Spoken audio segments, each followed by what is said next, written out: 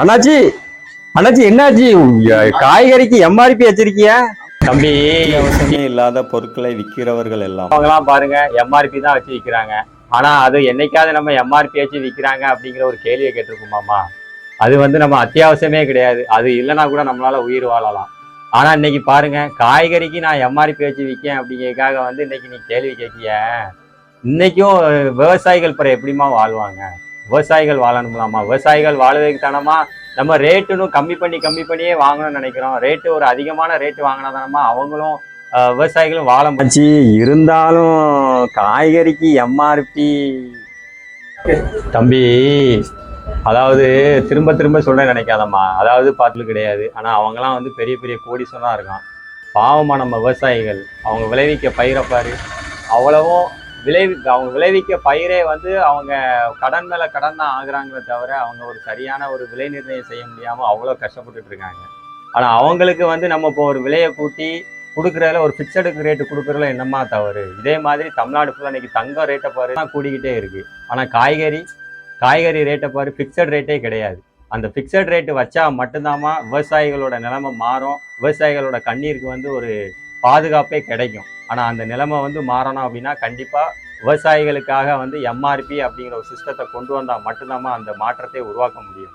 ஆமாண்ணா, அவசியமே இல்லாத பொருட்களை விற்கிறவர் பெரிய கோடீஸ்வரனா இருக்காங்க. ஆனா நம்ம விவசாயிகள் பாருங்க ரொம்ப கஷ்டப்பட்டுட்டு இருக்காங்க. நான் இது நாள் வரைக்கும் அதை பத்தி உணரவே இல்லைனாச்சி. நீங்க சொன்னதுக்கு அப்புறம் தான் அந்த எம்ஆர்பிங்கிற நான் யோசிக்கணாச்சி. எம்ஆர்பிங்க சிஸ்டத்தை கொண்டாந்தாலே உண்மையிலே விவசாயிகள் ரொம்ப நல்லா இருப்பாங்க போல என்னாச்சு. நீங்க சொல்றதே கேட்கும் போதே நல்லா இருக்கு. அதை செயல்படுத்தினா இன்னும் அருமையா இருக்கும் போல என்னாச்சு. என்ன பையோட வந்திருக்க மாதிரி இருக்கு, துணி பையோட? ஆமாண்ணாஜி, இங்க பழக்கப்படுத்தினதை பாத்தீங்க அப்படின்னா உடனே எல்லாம் மாத்த முடியாது. அதனால இங்க எல்லாத்தையும் மாத்தினாதான் நான் மாறுவேன் அப்படின்னா அது ஒரு முட்டாள்தனம். முதல்ல நம்ம மாறுவோம். நான் மாறணும் ஒரு முடிவு எடுத்திருக்கேன். நம்ம மாறினாதான் இங்க மாற்றத்தை உருவாக்க முடியும்.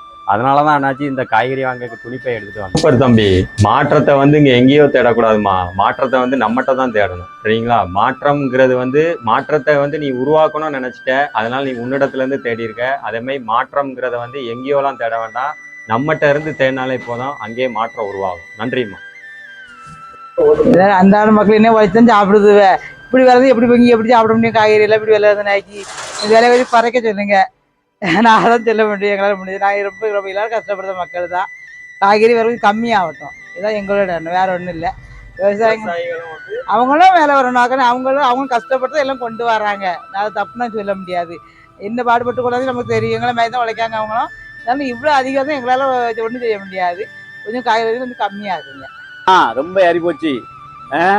ஆனா விவசாயிக்கு ஒன்றும் கிடையாது. விவசாயிக்கு ரொம்ப மோசம். விவசாயிகள்லாம் பயிர் வச்சு நகையெல்லாம் அடை வச்சு ஒன்றும் செய்ய முடியலை.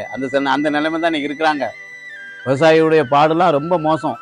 காய்கறி சந்தைக்கு கொண்டு போனால் விலையே இல்லை. விலை இல்லாமல் அவசரப்படுதாங்க. ஆனால் அந்த அளவுக்கு தான் இன்னைக்கு இருக்குது. அரசாங்கம் ஏதாவது ஒன்று விவசாயிக்கு நல்லது செய்யணும். நல்லது செய்யிட்டா விவசாயம்லாம் செத்து போயிடுவான். விவசாயி விளைய கேட்டால் காய்கறிலாம் விளைய கேட்டால் அவ்வளோதான். திங்க முடியாது.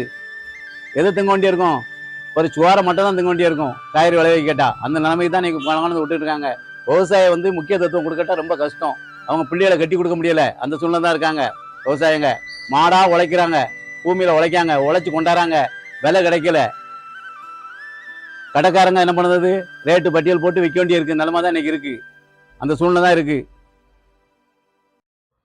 அப்படியே போயிட்டு இருந்தா விவசாயி விளைய வைக்கட்டா யாருமே சாப்பிட முடியாத நிலைமை தான் ஆயிரும். அந்த நிலைமை தான் இன்னைக்கு இருக்கு. கஷ்டப்பட்டு விவசாயிக்கு பணத்தை வேலைக்கு வரவங்களுக்கு சம்பளத்தை கொடுத்து நாங்கள் வீட்டுக்கு ரூபா கொண்டு போக முடியலை. அந்த நிலைமை தான் இன்னைக்கு இருக்கு. விவசாயோட நிலைமை ரொம்ப மோசமாக இருக்கு. இப்படியே போனால் ரொம்ப கஷ்டப்பட வேண்டியிருக்கும். யார் கஷ்டப்பட வேண்டியிருக்கும்? விவசாயி எப்படியா கொஞ்சமாக விளைய வச்சு சாப்பிட்டு போடுவான். பொதுமக்கள் ரொம்ப கஷ்டப்பட வேண்டியிருக்கும். அவங்களுக்கு காய்கறியும் கிடைக்காது, எதுவும் கிடைக்காத நிலைமை ஆயிரும். வருங்காலத்தில் அப்படிதான் இருக்க போகுது.